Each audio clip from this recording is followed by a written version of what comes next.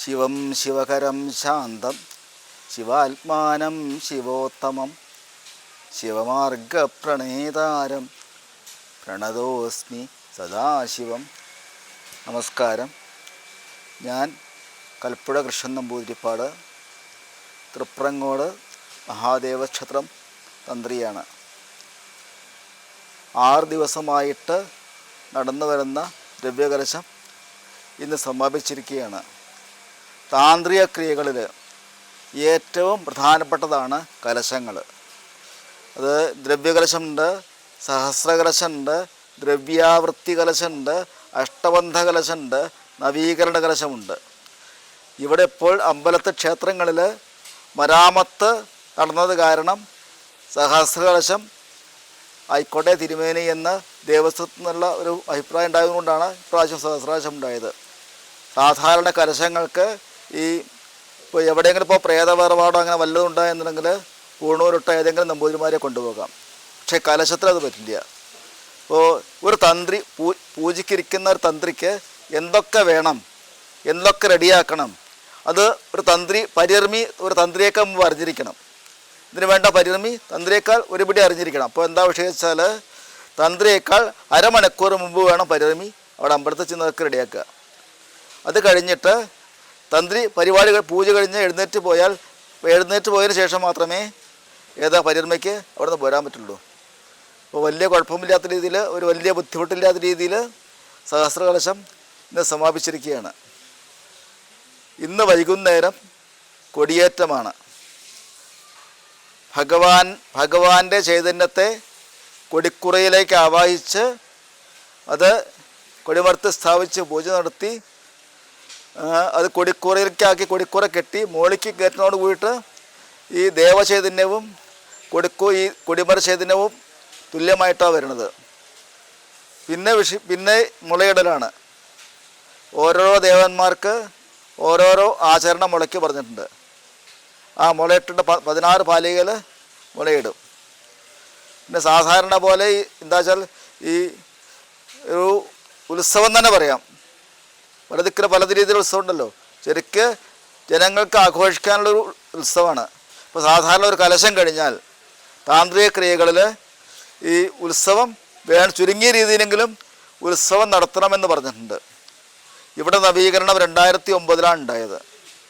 2009 മിഥുനമാസം നവീകരണം നടത്തി 6 ദിവസത്തെ ഉത്സവം നടന്നു.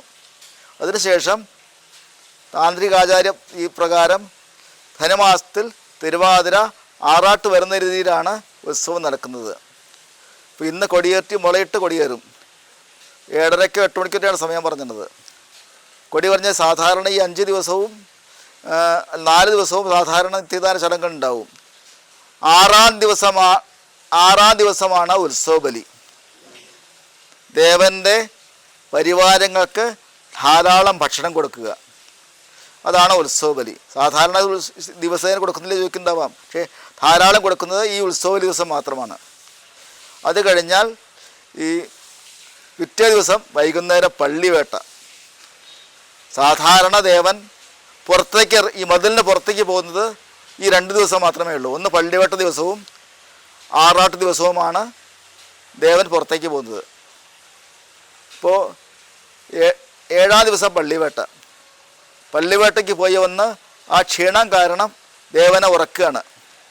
പള്ളിക്കുറുപ്പ് എന്ന ക്രിയയാണത് പറയുക. ദേവനെ ഉറക്കുകയാണ്.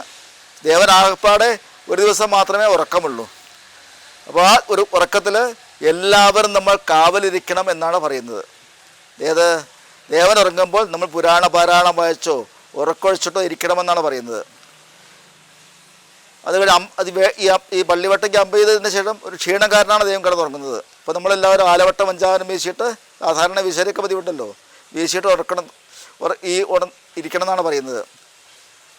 അതിനുശേഷം 8-ാം ദിവസം രാവിലെ പള്ളിക്കുറപ്പുറത്ത് സാധാരണ എന്താ വിഷയിച്ചാൽ നമ്മളിപ്പോൾ ഒരു കുളിക്കാൻ പോയി കഴിഞ്ഞാൽ കുളി കഴിഞ്ഞാൽ നമ്മൾ അലങ്കാരങ്ങൾ പതിവില്ലേ.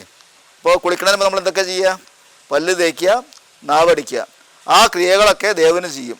ആദ്യം പല്ല് തേപ്പിക്കുക, പിന്നെ നാവടിപ്പിക്കുക, പിന്നെ ഈ കുളി കഴിഞ്ഞ് അഭിഷേകം, നമ്മൾ ദേവനെ അങ്ങനെ കുളിപ്പിക്കല്ല, അഭിഷേകം എന്നാ പറയാം. കുളി കഴിഞ്ഞിട്ട് ഭസ്മം, അലങ്കാരങ്ങൾ, ചന്ദനം, തൊടിയിക്കുക, ആഞ്ചനം കൊണ്ട് ചാന്തം കൊണ്ട് പൊട്ടുപിടിക്കുക, അങ്ങനെ ഓരോ ക്രിയകളാണ്. നമ്മുടെ മനുഷ്യ ശരീരത്തിൽ എന്തൊക്കെ അലങ്കാരങ്ങളുണ്ടോ അത് ദേവന് തന്ത്രി ചെയ്യുകയാണ്.